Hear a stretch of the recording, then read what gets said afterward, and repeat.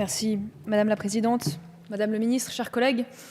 L'élection présidentielle est devenue l'un des derniers moments où le peuple français se sent encore acteur de son propre destin. Un de ces derniers refuges où s'exprime le sentiment d'appartenance à une communauté nationale de plus en plus abstraite, malheureusement pour nos compatriotes. Et pourtant, ce projet de loi organique n'est rien d'autre qu'un appauvrissement du débat d'idées, un changement des règles du jeu un peu suspect à quelques mois de l'élection présidentielle, au détriment des candidats qui ne bénéficient pas de la connivence du système politico-médiatique et de ses prébendes. Ce texte aurait pu être l'occasion de revoir intégralement le système inique des parrainages à la présidentielle, un système de filtre dont l'objectif initial était d'éviter les candidatures farfelues, mais qui s'est avéré et qui s'avère être encore une formidable machine à pénaliser, voire même à bloquer les candidatures des partis hors système, quand bien même elles représenteraient plusieurs millions de Français. Nous en avons d'ailleurs fait la triste expérience en 1981, lorsque notre candidat ne put se présenter, faute de parrainage suffisant, suite aux manœuvres de Valéry Giscard d'Estaing.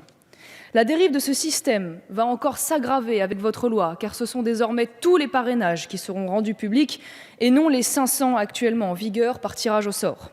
Cela accentuera toutes les pressions des appareils de partis et des baronnies locales qui agiteront la carotte de la subvention ou de l'investiture à la prochaine élection sur les élus locaux, comme c'est déjà tristement le cas.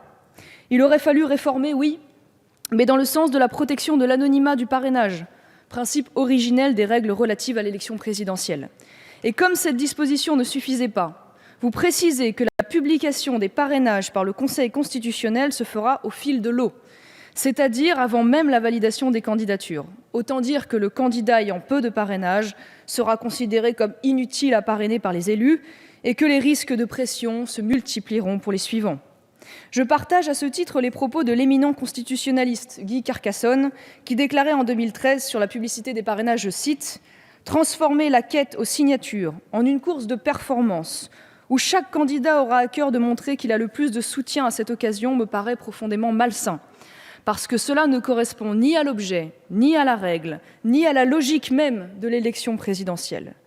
Vous dégradez donc l'esprit de la Ve République, qui voulait que la présidentielle soit la rencontre d'un homme avec les Français, et non pas un affrontement en appareil partisan. Les parrainages citoyens, annoncés dans les propositions de François Hollande, rejoignent ainsi les 1001 promesses tombées dans les méandres de son quinquennat. Et je vous le dis de façon d'autant plus désintéressée qu'aujourd'hui, le Front national dispose de suffisamment d'élus pour obtenir ces parrainages sans difficulté. Et c'est donc bien le souci démocratique qui nous anime à travers cette position. En outre, l'article 2 modifie les modalités de transmission de ces parrainages au Conseil constitutionnel sans aucune justification valable.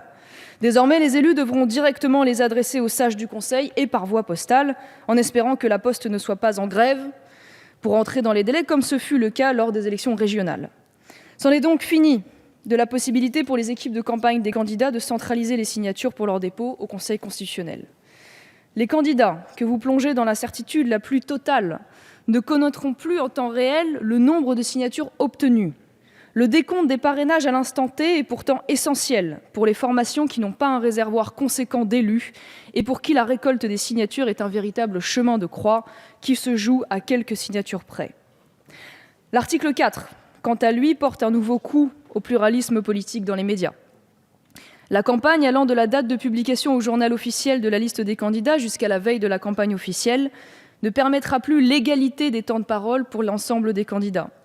Cette égalité ne sera assurée que durant les 2 dernières semaines de la campagne officielle.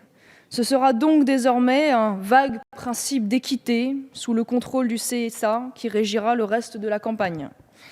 Rappelons que le président du CSA est nommé par le président de la République et que les 6 autres membres sont désignés par les 2 assemblées. Nous pouvons donc légitimement nous inquiéter de l'interprétation qui sera faite de ce concept d'équité.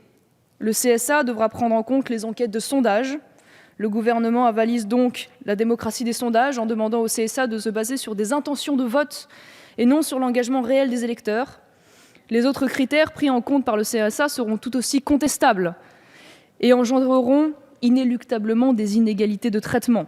Je pense notamment aux résultats obtenus lors des dernières élections ou à la contribution de chaque candidat à l'animation du débat électoral. Dans ces conditions, une candidature hors parti est quasi disqualifiée d'office.